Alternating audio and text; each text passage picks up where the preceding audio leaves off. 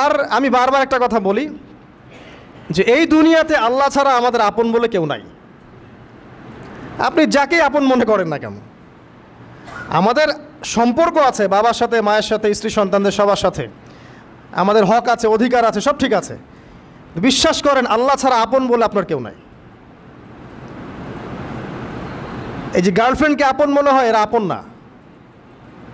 স্ত্রী সন্তানদেরকে খুব আপন মনে হয়, আপনার মৃত্যুর পর 40 দিন সময় লাগবে না সব ভুলে যেতে।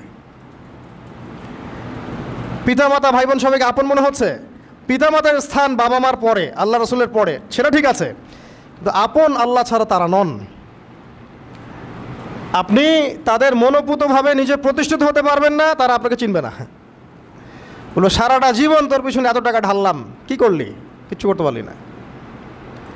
আবার এখন যারা পিতামাতা হয়েছেন, সন্তানদেরকে আপন মনে হচ্ছে, দেখবেন এই সন্তানকে আপনি আপনার মনোপুতভাবে সম্পত্তি দিতে পারবেন না, ভরণ পোষণ দিতে পারবেন না। এই সন্তান বড় হয়ে আপনাকে বৃদ্ধাশ্রমে পাঠিয়ে দিতে পারে, নাউজুবিল্লাহ। অথবা আপনার সাথে এই সন্তানই খারাপ ব্যবহার করবে। আপন মনে হচ্ছে? আল্লাহ ছাড়া কেউ আপন না। আল্লাহ ছাড়া আপন কেউ না। আর আল্লাহ ছাড়া সত্যিকার অর্থে আপনাকে আমাকে ভালো কেউ বাসে না। শুধু আল্লাহই আপনাকে ভালোবাসেন। এটা আপনারা হারে হারে উপলব্ধি করবেন যত দিন যাবে ইনশাআল্লাহ। তাই শুধু সেই আল্লাহর জন্যেই নিজেকে খালেস করে দেন, আর যার যার হক তাকে তাকে দিয়ে দেন। দুনিয়াতে শান্তিতে থাকার ফিলোসফি বলছি, philosophy of happiness in this হায়াতুদ দুনিয়া, সেটা হচ্ছে যার যার হক তাকে তাকে দিয়ে দেন, নিজের হক আল্লাহর কাছে চেয়ে নেন। আর দুনিয়াকে আপন মনে করবেন না, আল্লাহ ছাড়া কাউকে আপন মনে করবেন না, আপনি সুখে থাকবেন ইনশাআল্লাহ। দুনিয়ার দাসত্ব করবেন, আল্লাহ ছাড়া অন্য মানুষদেরকে আপন মনে করে নেবেন, দেখবেন আপনি পদে পদে কষ্ট পাবেন। কারো কাছে আশা করেন না, কষ্ট পাবেন না। আমি এই প্রসঙ্গে কথাগুলো বললাম যে দুনিয়াকে আপন মনে করতে নাই, আর আল্লাহকে আপন মনে করতে হয়। আল্লাহকে আপন মনে করলে তখন আমার উপর কিছু দায়িত্ব চলে আসে। কি দায়িত্ব? আল্লাহ আমাকে সৃষ্টি করেছেন, রিজিক দিয়েছেন, লালন পালন করছেন, বাঁচিয়ে রেখেছেন, তার হাতে আমার মৃত্যু, তার হাতে সব কিছু। তো এখন আল্লাহ পাকের জন্য নিজের জীবনটাকে খালেস করে নেওয়া, যেভাবে আল্লাহ পাক চলতে বলেছেন সেভাবে চলা, যেগুলোকে আল্লাহ পাক নিষেধ করেছেন বর্জন করা। আর রাসূলুল্লাহ সাল্লাল্লাহু আলাইহি ওয়াসাল্লামের সুন্নাহ আল্লাহ পাক রেখে দিয়েছেন আমাদের সামনে। এই সুন্নাহগুলো যদি আমরা অনুসরণ করতে পারি ইনশাআল্লাহ, এই দুনিয়াতে কিছু পাই বা না পাই, ইনশাআল্লাহ পরকালে আপনি আল্লাহর ক্ষমা পাবেন ইনশাআল্লাহ তাআলা। কোরআনের সূরাগুলার অর্থ সব খুতবায় বলা যায় না, সময় সংকুলন হয় না। এত চমৎকার ওয়াদ-দুহা সূরা আছে না, শপথ দ্বিপ্রহরের, ওয়াল-লাইলি ইযা সাজা, শপথ রাতের যখন সেটা আচ্ছাদিত হয়। মা ওয়াদ্দাআকা রাব্বুকা ওয়া মা ক্বালা, আল্লাহ কত মায়া দিয়ে তার নবীকে বলছেন যে তোমার আল্লাহ তোমাকে ছেড়েও দেন নাই, তোমার আল্লাহ তোমাকে ছেড়ে দেন নাই। ওয়ালা সাউফা ইউতিকা রাব্বুকা ফাতারদা, শীঘ্রই তোমার রব তোমাকে দান করবেন এবং তুমি সন্তুষ্ট হয়ে যাও। দুনিয়াতে চলতে গেলে দুঃখ কষ্ট হয় না? যারা ঈমান নিয়ে চলে ওদের দুঃখ কষ্ট বেশি হয়। তা আল্লাহ বলছেন টেনশন করো না, কষ্ট পেও না, তোমার রব তোমাকে ছেড়ে দেননি। ওয়ালা সাউফা ইউতিকা রাব্বুকা ফাতারদা, তোমার রব তোমাকে শীঘ্রই দান করবেন আর তুমি সন্তুষ্ট হয়ে যাবে। আলাম ইয়াজিদকা ইয়াতীমান ফাআওয়া, আল্লাহ বলছেন আল্লাহ কি তোমাকে ইয়েতিম রূপে পাননি, এরপর আল্লাহ কি তোমাকে প্রতিপালন করে বড় করেননি?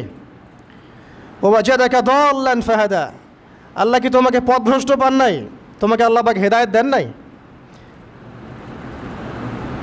তো আল্লাহ যে এগুলো করেছেন সে আল্লাহ তোমাকে পরকালে ইনশাআল্লাহ ভালো রাখবেন। ফাআম্মাল ইয়াতীমা ফালা তাকহার, তো তুমি এতিমদের প্রতি কঠোর হয়েও না। ওয়াম্মা সাইলা ফালা তানহার, কেউ চাইলে তার হাতকে খালি ফিরিও না, ধমক দিও না। ওয়াম্মা বিনিআমাতি রাব্বিকা ফাহাদ্দিস, তোমার রবের এই সমস্ত নিয়ামতগুলো তুমি মানুষের কাছে বর্ণনা করতে থাকো। এর পরের সূরার দিকে খেয়াল দেখবেন, সূরা আলাম নাশরাহ লাকা সাদরাক, মনে হয় দুটো একটা আরেকটার সাথে পেয়ার। আলাম নাশরাহ লাকা সাদরাক, আমি কি তোমার হৃদয়কে প্রশস্ত করে দেই নাই? ওয়াদা'না আনকা ওয়িজরাক, তোমার বোঝাগুলো হালকা করিনি? কাকে বলছেন এগুলো আল্লাহ পাক? রাসূলুল্লাহ সাল্লাল্লাহু আলাইহি ওয়াসাল্লামকে। তো তো যে মানুষটা জান্নাতে যাবে নিশ্চিত, এবং যিনি জান্নাতের দরজা না খুললে জান্নাতের দরজা কারোর জন্য খোলা হবে না। যে মানুষটা হচ্ছে ভদ্র, স্মার্ট, বিচক্ষণ, কোনো মানুষ পৃথিবীতে নাই। সকল ধর্মের মানুষ মানে এটা। কিছু আছে শয়তান, মানুষ টুবি শয়তান, এরা মানে না, বাট দেখবেন ম্যাক্সিমাম মানুষই মানে, হোক সে ইহুদি বা খ্রিস্টান বা হিন্দুইজম বা মুসলিমরা তো মানেই, সবাই মানে যে মুহাম্মদ সাল্লাল্লাহু আলাইহি ওয়াসাল্লামের মতো স্মার্ট, বিচক্ষণ, ভদ্র, সুচরিত্রের মানুষ পৃথিবীতে কোনোদিন আসেও নি, আসবেও না। তো সেই নবীর জীবনটা আপনি পড়ে দেখবেন, আর রাহিকুল মাখতুম বইটা, যে চড়াই আর উতরাই, খালি দুঃখ, কষ্ট, যন্ত্রণা, লাঞ্ছনা, কন্টিনিউয়াসলি। আমাদের নবী সাল্লাল্লাহু আলাইহি ওয়াসাল্লাম তো 1 মাস শান্তিতে ঘুমানো নাই নবী হওয়ার পরে।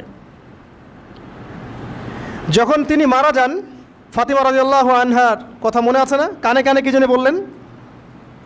তখন আমাদের নবী একটা কথা বলেছিলেন, আমি এই বয়সে এসে কথাটা বুঝি, মাদ্রাসা লাইফে, ইউনিভার্সিটি লাইফে বুঝিনি।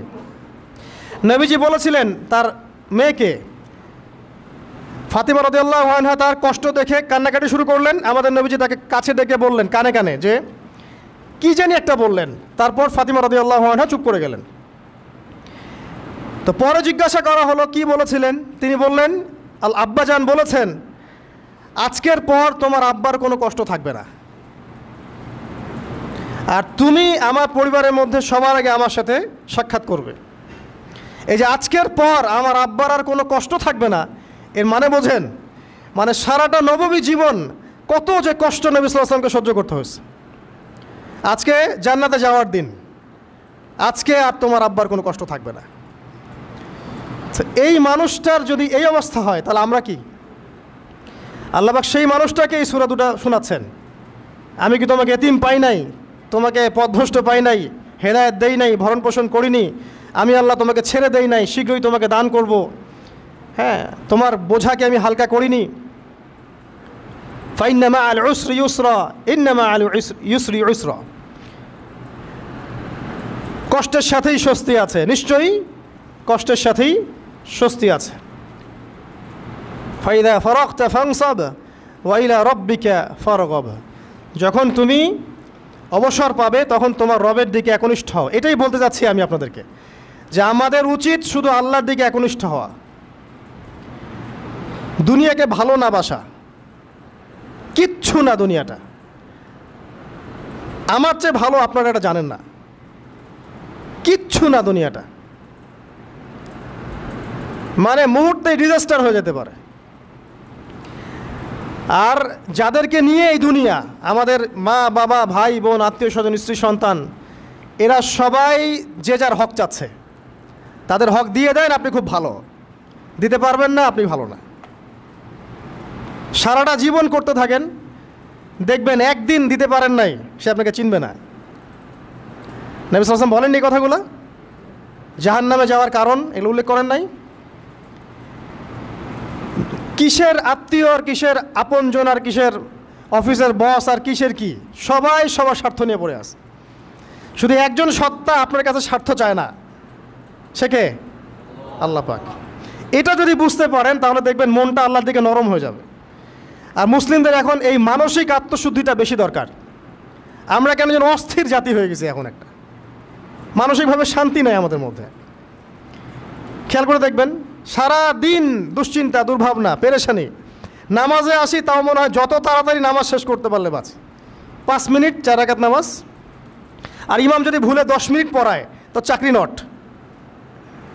খতিব খুতবা দিবে 30 মিনিট ঘড়ি ধরে বলে দিবে, ভুলে যদি 10 মিনিট বেশি দিয়ে ফেলছে, আজকে আসছেন ভালো কথা, হাদিয়া নিয়ে যান, পরের দিন আর আসেন না। অস্থির। অস্থিরতার কারণ দুনিয়ামুখিতা, আল্লাহ থেকে দূরে থাকা। অস্থিরতার কারণ কোরআন থেকে দূরে থাকা।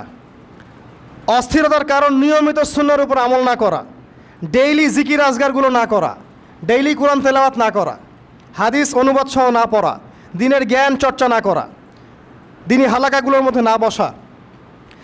অস্থিরতার অনেক কারণ, টাকা পয়সার পিছনে ছোটা, বাড়ি গাড়ি স্ট্যাটাসের পিছনে ছোটা, এবং এই লোভ, এই লালসা আপনাকে স্থির থাকতে দিবে না। অস্থিরতার কারণ এই যে আমরা বলি মেটেরিয়ালিজম, আমরা বলি বস্তুবাদিতা, এগুলো অস্থিরতার কারণ। এগুলো কখনো আপনাকে স্বস্তি দিবে না।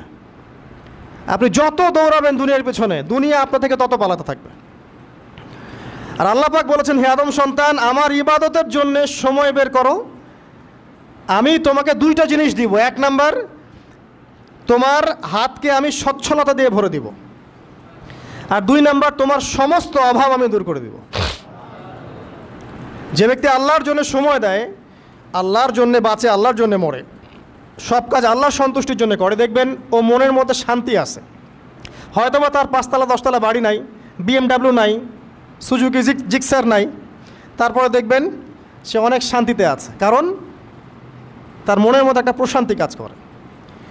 আর যে ব্যক্তির মধ্যে দেখবেন আল্লাহর কনসিয়াসনেস নাই, ইবাদত নাই, কোরআন সুন্নাহ এগুলো কিচ্ছু নাই, দুনিয়ার সব আছে, দেখবেন ব্যাংক ব্যালেন্স, টাকা পয়সা, মনে শান্তি নাই। এই মনের